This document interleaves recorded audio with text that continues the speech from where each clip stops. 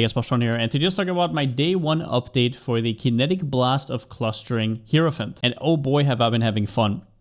2 stones so far, and 115 out of 115 Atlas completion. And the build has been cutting through everything like butter. This league is kind of special because early on you get so much power creep that the campaign experience is just so nice. You almost have to try not to be 5 level over every single zone. And the breach tree, which we're going to talk about a little bit more, makes it so you can easily get a 5 link or a 6 link early on. We'll talk about grafts. We'll talk about everything you need to know. We'll talk about some of the snapshots I've made. And yeah, let's get into it. Now, I've just gotten my 115 out of 115. And interestingly enough, I've been going Kinetic Blast of Clustering way earlier than I said I would. And the main reason for that is, other than the power creep from the grafts and getting an early 5 and early 6 link, is this new Kikazaru version, which early on was ridiculously cheap, but a lot of people are now catching on to it. This item usually has 3 life regen per level, and the foul burn version of it gives +2 to maximum mana per level. Now, a crafted modifier on a ring does not go higher than 54, and the tier 1 doesn't go higher than either 73 or 74.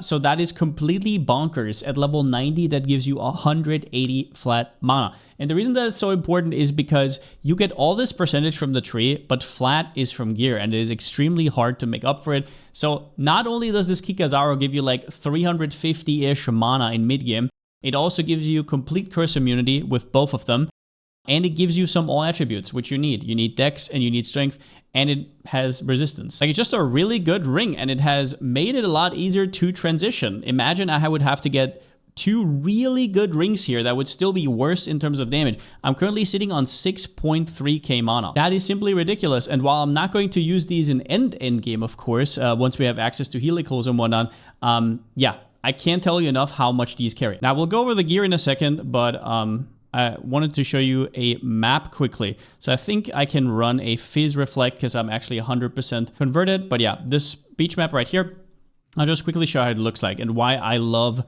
Kinetic Blast of Clustering so much. So I already talked about this in the last video, so you should kind of know how this works.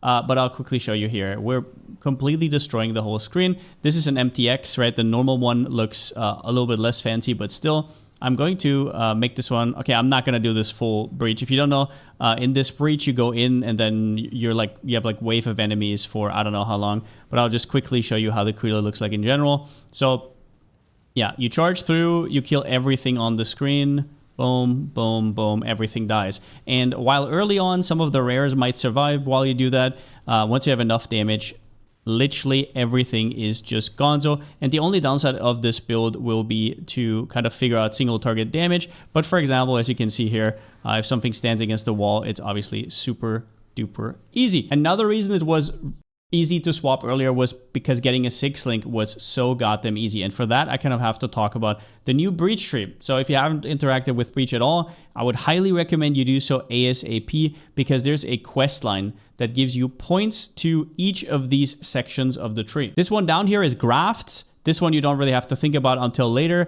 This one is currency. This one's uniques, and this one is normal gear. And this is where we will find a lot of gear. So if you look, for example, here, you will get your first graft by clicking here and putting in one of the womb gifts you get early. A lot of people miss this, and after you put it in, you have like a red hand down there, but you can also just control click. So you do this, and then it automatically births. And out come some of the grafts. Right after you unlock the grafts and you go pick some of the points right here, you will get to the normal equipment. And this is where it gets interesting.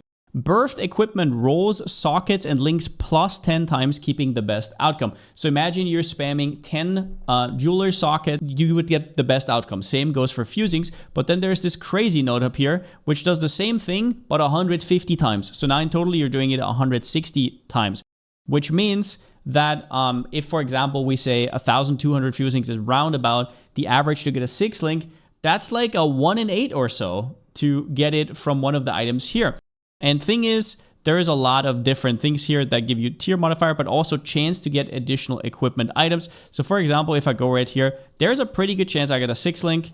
Yeah, in this case, I got a 6 link. I've been selling these like candy. It obviously depends on what the base is, but for evasion, energy shield, you're going to sell them really well. If you're watching this later though, just know that this is probably already going to be so inflated and you're going to get a 6 link for 3C anyways, so you don't even have to bother about this. But the other one that's interesting is the unique item womb. And this is where you can get stuff like the Foulborn Kikazaru with the +1 maximum mana per level. And if these keep selling for this high, then whoever is going to adapt and actually roll for them is going to win. So here's the thing.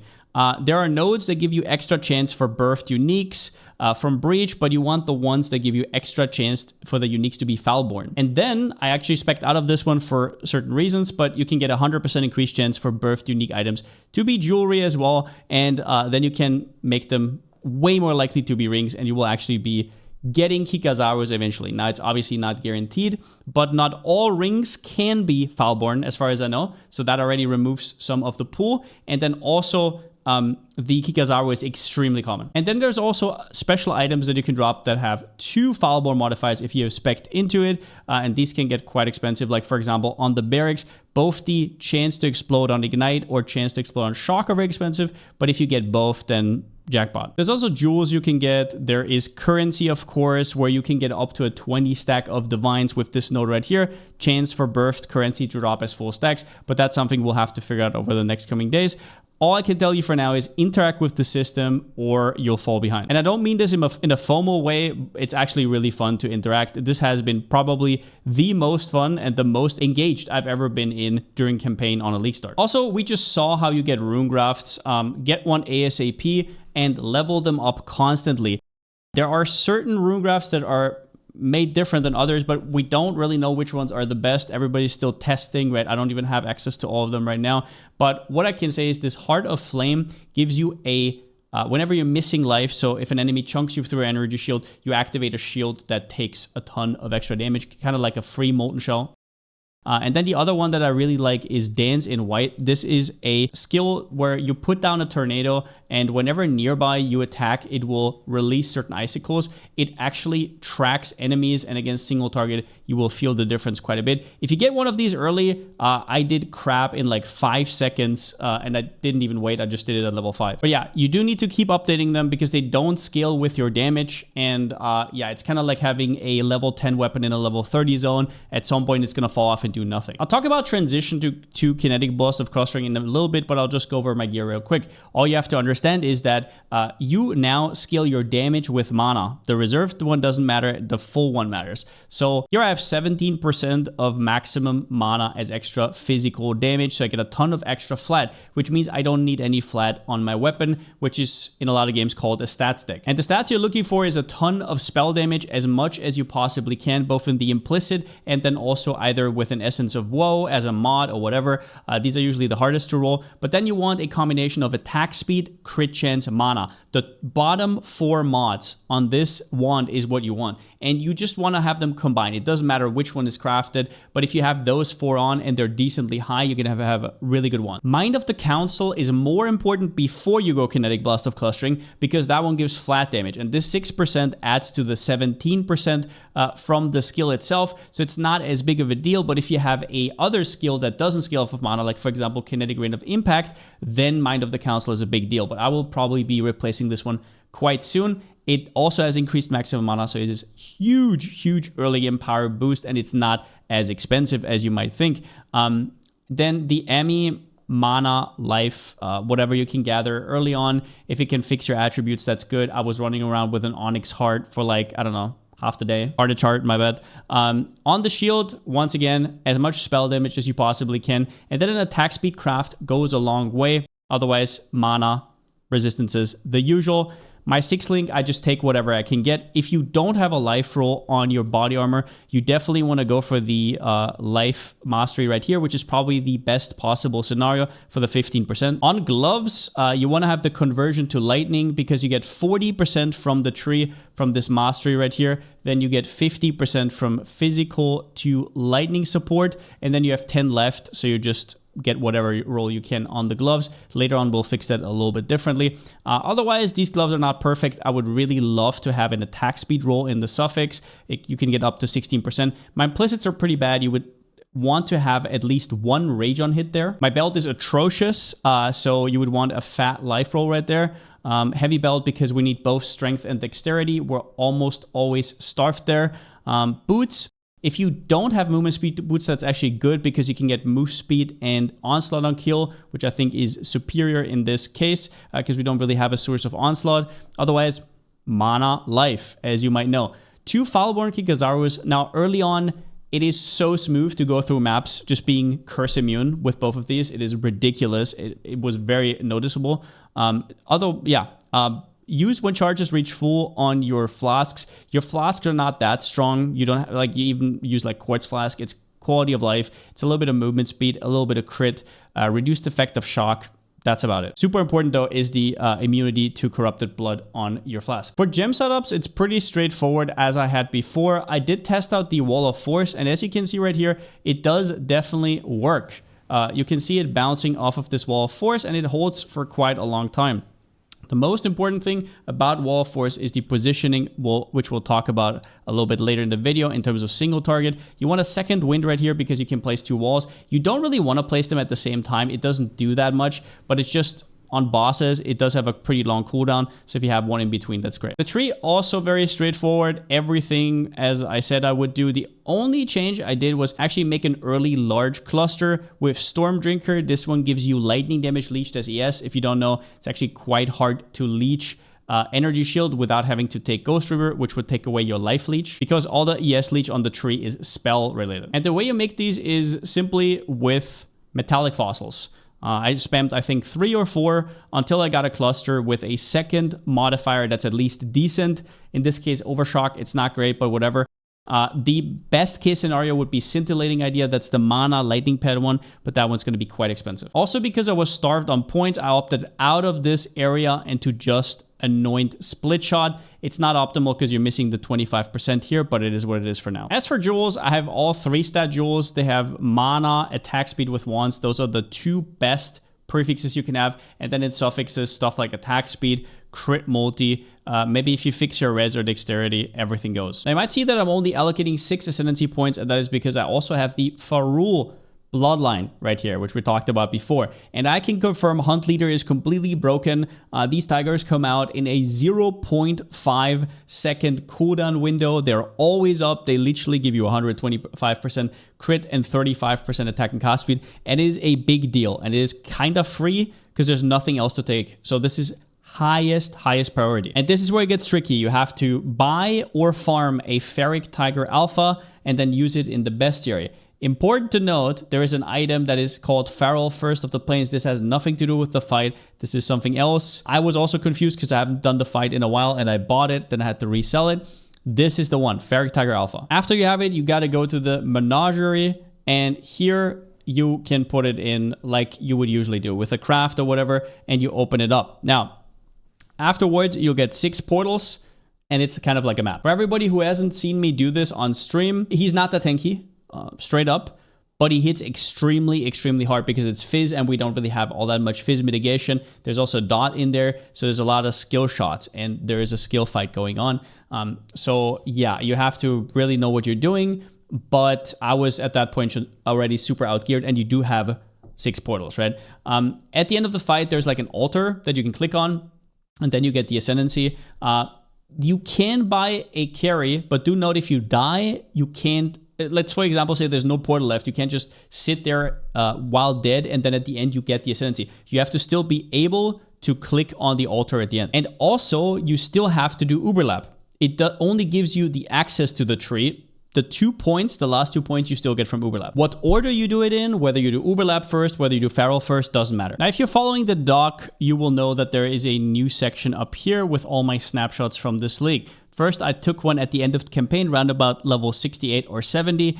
This is where I was still Power Siphon. I did, however, test out Kinetic Rain of Impact. Kinetic Rain of Impact is a lot better than its normal version, and I would highly recommend to go for this on your ballistas. As a self-caster, I didn't love it too much because you kind of have to aim and it's weird, but your ballistas do a lot better job there. The second one will be the most interesting one for most people. This is where I transitioned to Kinetic Blast of Clustering, and this is where it will differ. For me, I got a lot of these items early and a lot of them will be more expensive now. But to give you a little bit of an idea what is necessary, quote unquote, to start.